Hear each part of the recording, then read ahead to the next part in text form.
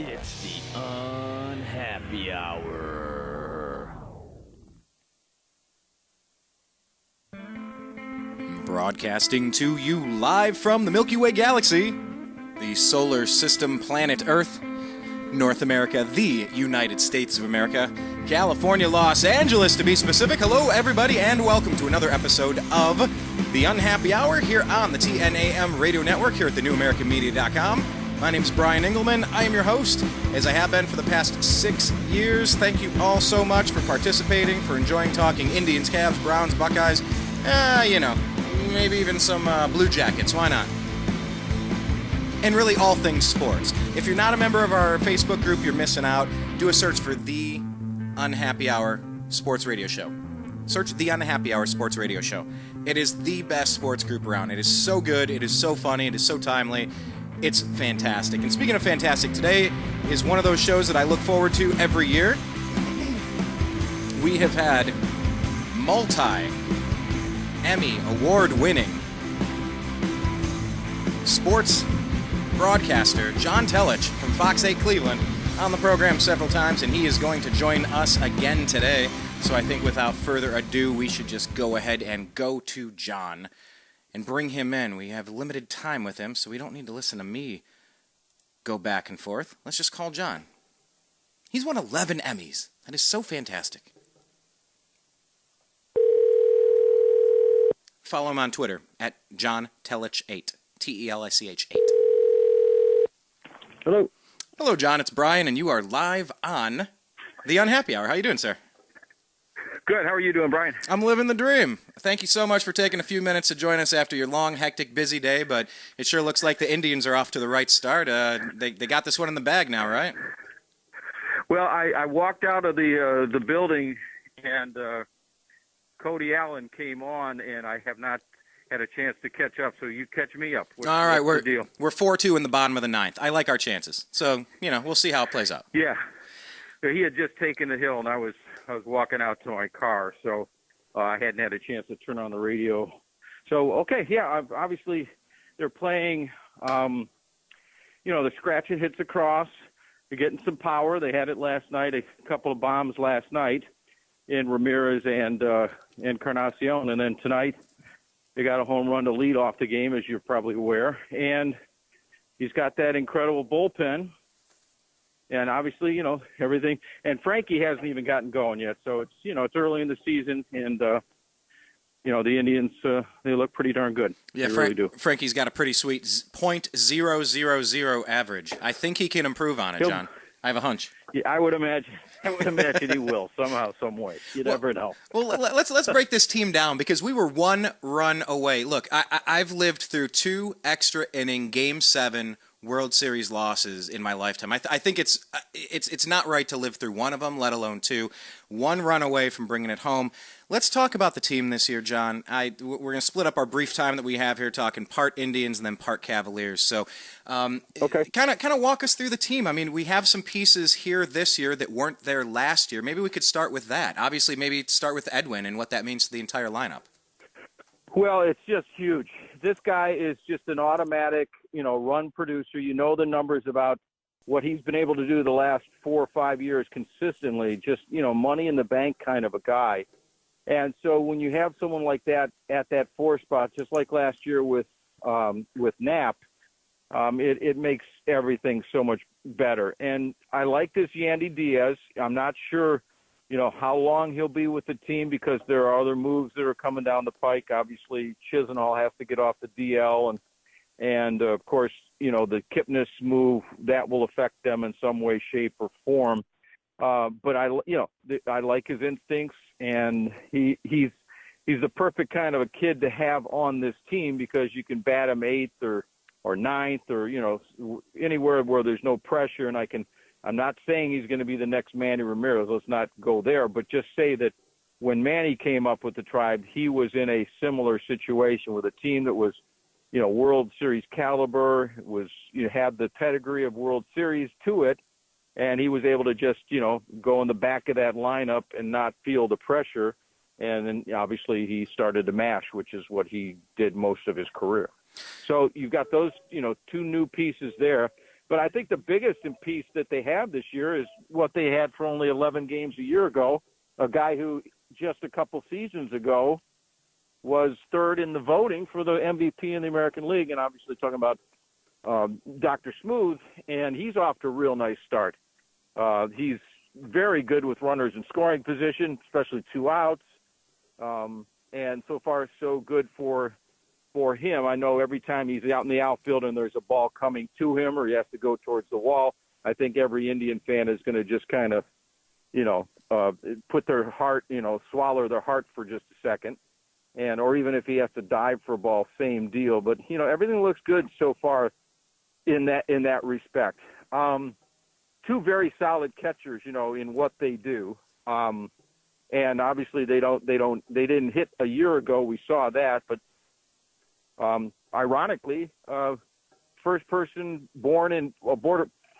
Puerto Rican-born Major League Baseball player to ever hit 2 home runs in a game was Roberto Perez.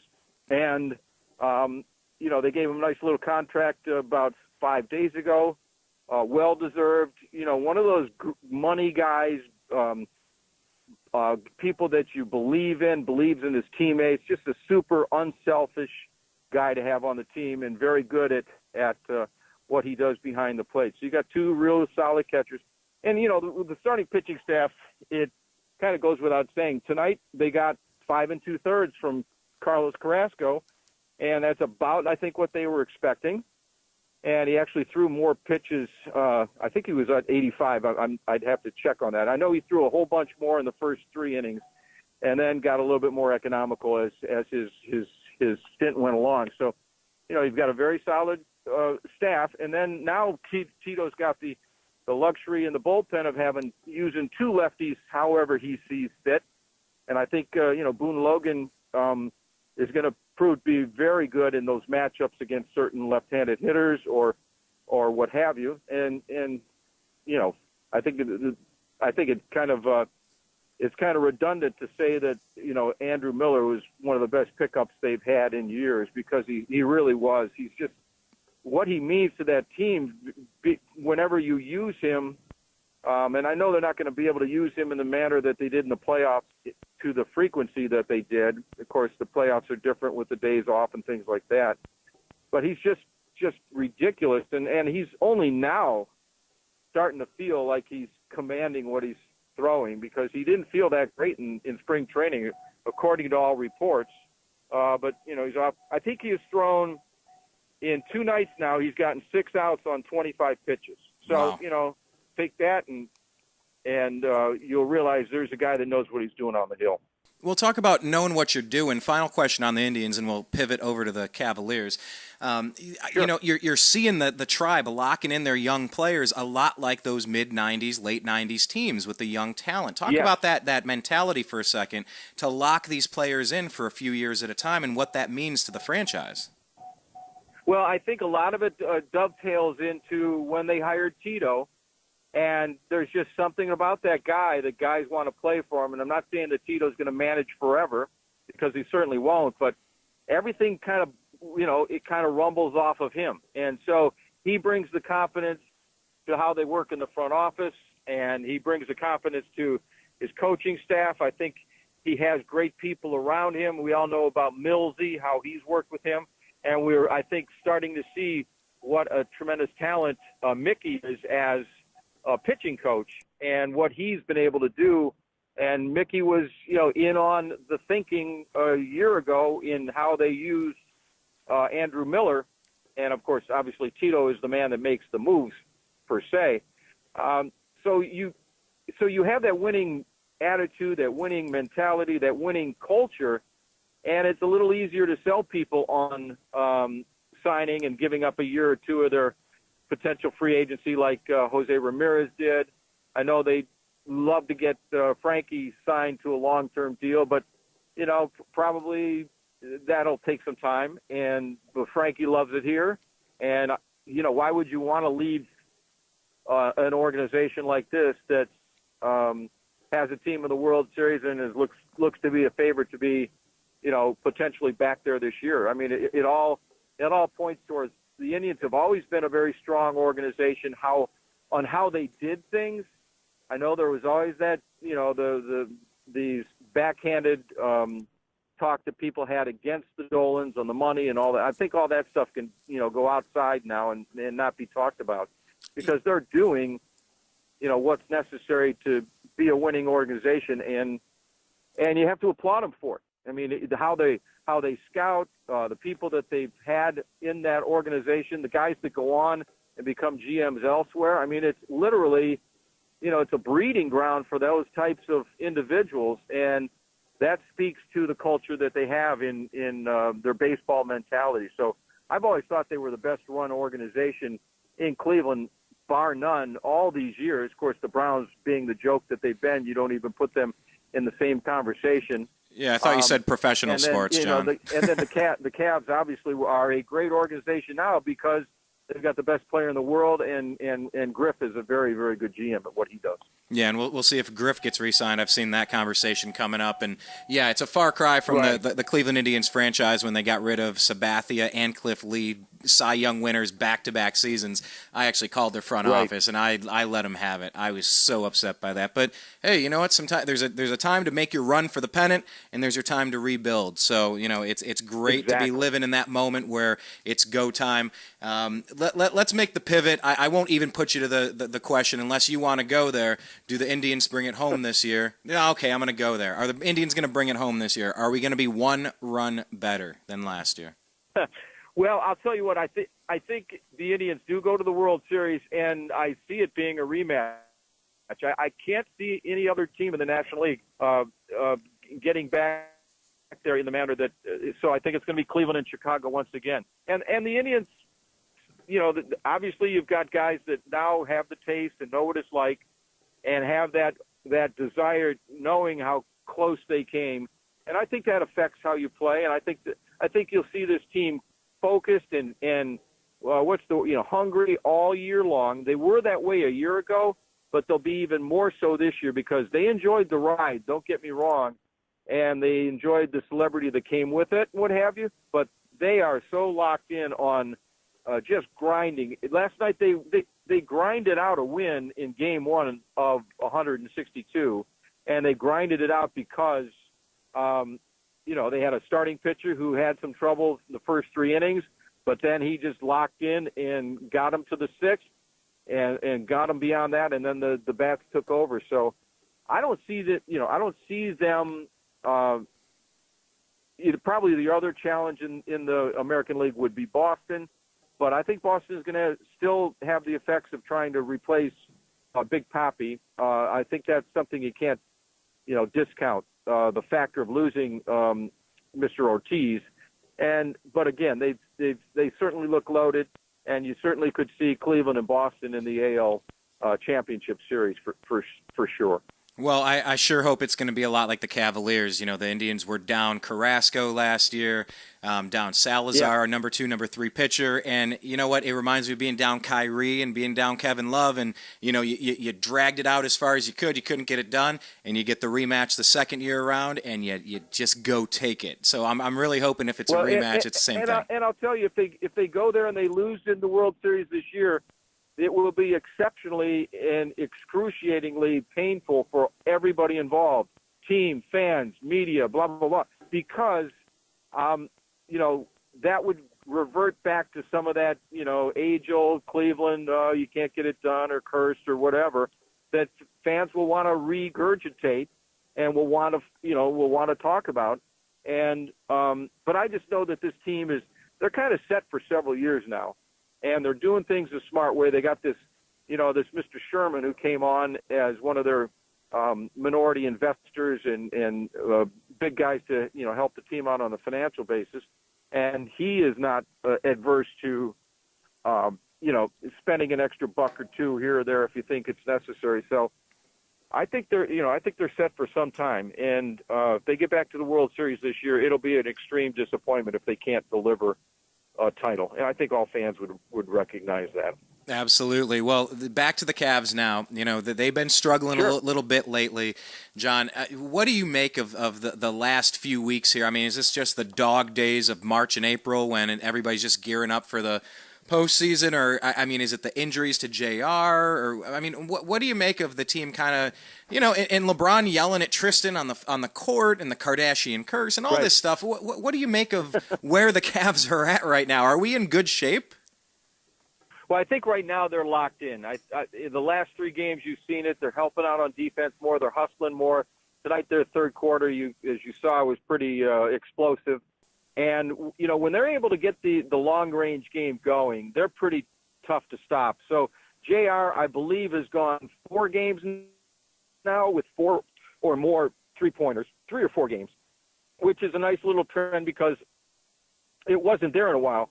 And I think what they got back tonight also was getting Korver back on the court. His foot seems to be much better because they've tried different orthotics and pads and stuff to not have his foot agitated and upset. And so I think when he had it going before, he had to go out and when JR was still gone from the team and hadn't come back, there were people even saying, hey, you got Korver clicking on all cylinders, not as much of a need for J.R. Smith. I think they need J.R. Smith a lot because of what he brings on the defensive end. And I think he's that guy that's he sweats that extra ounce or 2 of sweat on the defensive end. I think other people feed off of that. And so, they're more dialed in now. They're looking at film more. They're, because it's the end of March, early April, and they totally understand what time of the year this is. I mean, they will begin the playoffs next weekend, and as of now, we still don't know who they're going to play because, we don't know if they can lock down the one. It all depends on the next several games.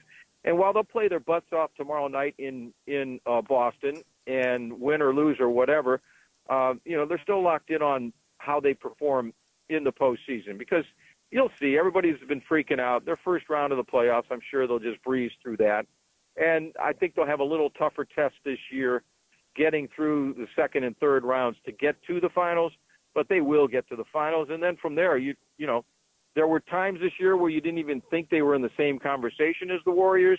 Then there were times when I was referring back to when Korver was kind of clicking and what have you, and they were really playing well, and then of course Durant had gotten hurt, where you would say they're the best team in the league. They're the team to be able to do it.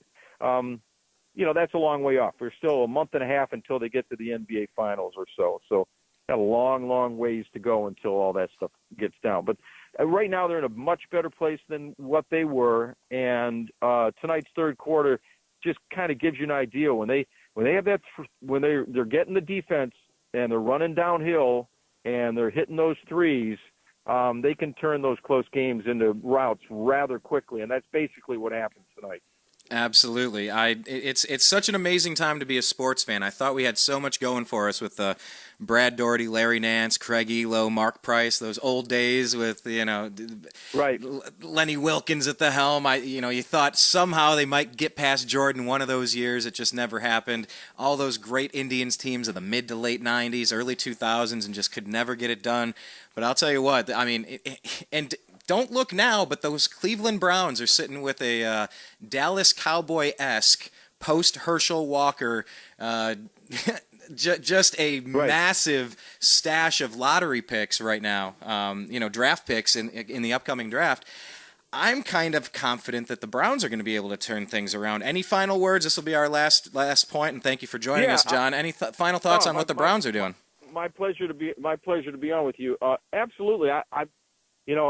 I think we all were very pessimistic towards the football team in town for some time, and with good reason. But you're always looking for some calamity to ensue and some reason to ridicule the team, and things aren't going to work out, this, that, and the other. And I have to say, so far so good from what they have done. They position themselves well. I don't think they're going to, someone said not even the Browns can screw up the number 1 pick. I think they'll pick Garrett. And then, all bets are off right now. Probably the biggest thing that we're seeing from this organization, there may be a leak here or a leak there, but for the most part, they've just been locked in on their plan, and they've been very businesslike with it and very quiet about it as well. So that's a good thing. I like Hugh Jackson. I like what they have done in terms of they shored up the offensive line. That was obviously a huge area of concern. Well, the thing I don't like is that they still, if they pass this year on getting into the building someone that they deem the next, starting quarterback for some time, then I think it does stall or place in limbo their progress as a franchise. I think until they solve that quarterback situation, they're always going to be good in terms of having some kind of a comeback going. But you can be so much better if you're locked in on some guy that you believe in and can go forward with. And I'm not convinced that any one of these kids from this draft can be an answer this year. I think there are a couple of kids that are worth investing in. They're going to be, if they're picked, they're going to be picked higher than what they're worth, if you know what I mean. But that kind of does happen almost every year in the quarterback classes of so many years. I remember the year, Ponder was drafted higher than he deserved to be drafted. And then there are times where guys get lowballed. What was Aaron Rodgers? Was he 24, 26, somewhere in there? And, guys aren't picked for what their ultimate true worth is. But yeah, they're doing some pretty good things, and it's so less of a critical, of a negative atmosphere in the building in Berea, from the players' standpoint, from how things are run. I think, we haven't seen much of the Haslams. Everything's just been kind of business, not necessarily as usual that we've been expecting or have seen over the years, and that's a good thing. So build on that, guys. Build on that. Yeah, I'm okay. I'm okay trying that. It was a very rough year last year. Watching, it was a tank job, and it kind of had to be. You had to clear out the cabinet. You get rid of the contracts. You get rid of the bad apples. Hey, okay. Then this is the final thing with bad apples. Josh Gordon. Is he going to get reinstated? Yeah. Are they going to welcome him back? Are they definitely going to get rid of him? I mean, I've heard some mixed signals depending on what I heard last year from the coaches, what I heard this year from Sashi. Well, what's your gut telling you on Josh? Or is it just a lost cause? Are we going to trade him? You know what? I've gotten a lot of mixed signals with him, but I sit back and I say, here's a guy that you've invested so much in, so hang on to him. I mean, first of all, there's no guarantee that he'll be deemed worthy or get the passing grade from the commissioner to even come back this year, but he is your property per se. I don't want to make it look like he's piece of furniture that you just bought. But he's under contract. He's under your contract with you, and so he's still 25, 26 years of age.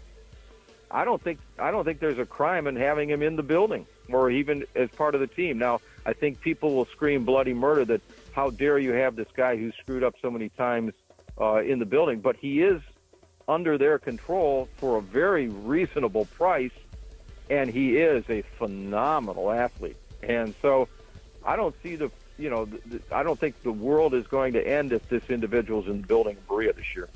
Kenny Britt and Coleman, and let's get Josh Gordon back, and that's an interesting wide receiver core. We'll have some people over 5'9". Go figure. Some playmakers that know how to get in the end zone. Get the kid from Western Michigan, and then you got a nice little receiving core. That kid's going to be special, I think. Well, hey, I'll tell you what, we are stocked with draft picks. I mean, not just this year, but next year. So I mean, we could theoretically make some moves with next year's picks to move up and get people. I mean, I hope that this is going to be a Kevin Costner-esque kind of draft for the Cleveland Browns, and maybe the one that'll finally turn it around. We'll wait and see. I mean, Tom Brady came how many rounds later, so you never know who's going to rise to the cream of the crop. So anyhow, John, I appreciate you joining us on the program again. It's always a blast. You were one of the first guests 6 years ago when we started this program. Wow. And I know how time flies. How time flies. One of these days, I hope to get one of those Emmys, like you have 11 of them sitting up on your mantle. So that's what I'm aiming for right there, and hopefully the tribe can bring it home along with the Cavs. And I'll tell you what, if I come back this year for the championship, I need to meet up with you and buy you a drink, though. I got to put it out there. That's an outstanding offer. It's on the table for you. All right. You owe me a Coca-Cola. You got it, my man. That's a deal. Well, hey, John, thank you very much for your time. If you're not following him on Twitter, he's at John Telich, the number 8. That's John, Telich, the number 8 on Twitter. John, you have a great evening. Thank you again. We'll talk again soon, pal. Okay, man. Thanks a lot for having me on. I appreciate it. Sure thing. And for everybody out there in the TNAM radio network, I just want to thank you for listening. Seriously, John is so gracious. It's like 11, what is it, 8:30, 9:30, 10:30. It's 11:30, man. He's worked a long day. He's been doing a lot of stuff. We appreciate him talking to you for the Unhappy Hour here at the TNAM Radio Network. My name is Brian Engelman. Subscribe, youtube.com/The New American Media. Follow us all the other places. I appreciate you. I love you. We'll talk again soon. Peace.